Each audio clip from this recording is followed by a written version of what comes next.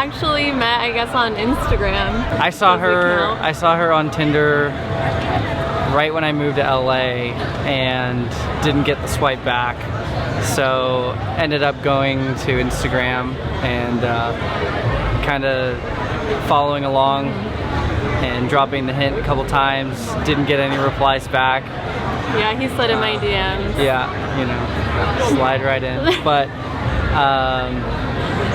a couple months went by and ended up adding you on Snapchat, I think it was. Yeah, when he you posted asked me if I wanted to go to Joshua Tree, and I was like, who wants to go to Joshua Tree? So I thought he was gonna like murder me or something, because he's some weird guy from Tinder.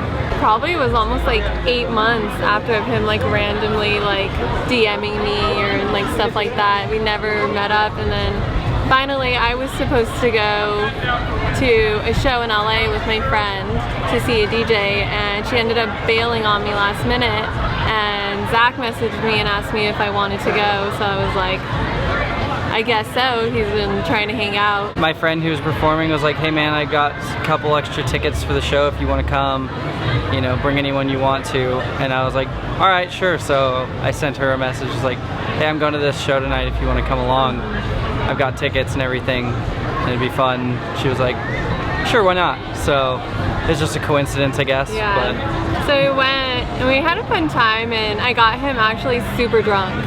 And like he had like 20 drinks that night, and I stayed like almost completely sober. Like I had like one drink and I was like, I gotta go home.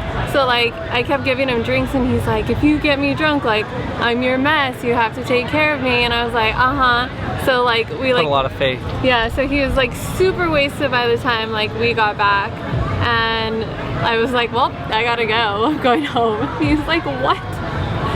But that was pretty much it. And then we just hung out like every single day after that. And it was probably almost a year ago, because it was July 1st last year. At one point I thought that she had tried to make a move on me, which I totally didn't. Me being a little bit too far past my limit,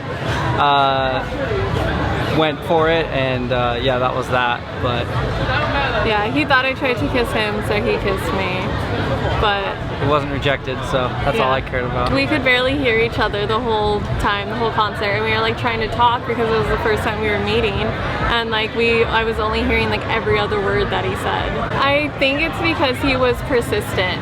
Like, so when you make like a Tinder or something, I was single for a year, and I probably got hundreds of guys adding me just from Tinder and Bumble and all that. So by the time that so many guys are like DMing you, like you don't even look at their profiles anymore. But he was just so persistent, kept popping up and popping up and popping up, and I was like, who's this guy? Like, and his profile picture was just like a sunset with him in like a shadow, and he was private, so I couldn't even see. I was like, I didn't even know if he was cute or not. I had just moved to LA, and I grew up in Northern California in a fairly rural area, and I went to college in Arizona in a very, very rural area. And so I was very new to the whole like LA, you know, social media, flashy kind of thing, and I was just really interested to like kind of get inside somebody's head and like see if they were who they are, and see, you know, what the image is versus the reality and that kind of thing. And you know, she was never rude to me.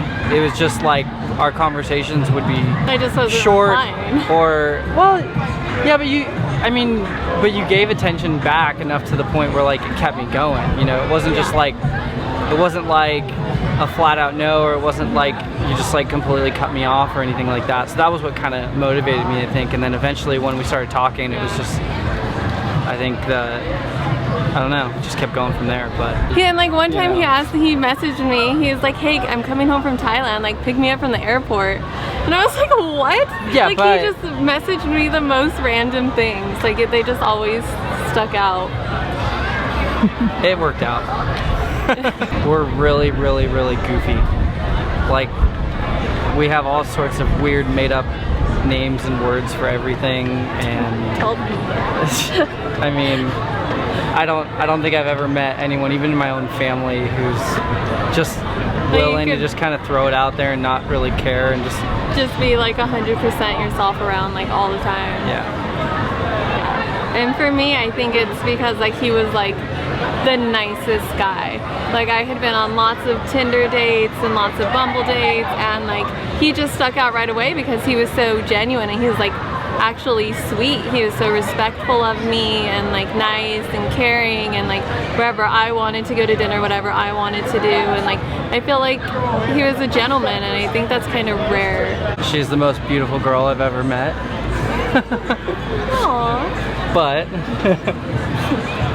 I mean, I guess aside from that, I mean, it's got to be our personalities, the goofiness, and you know, both her and I have been through some stuff, and I think it's really humbled us compared to the way that some other people see perspectives of life and things like that.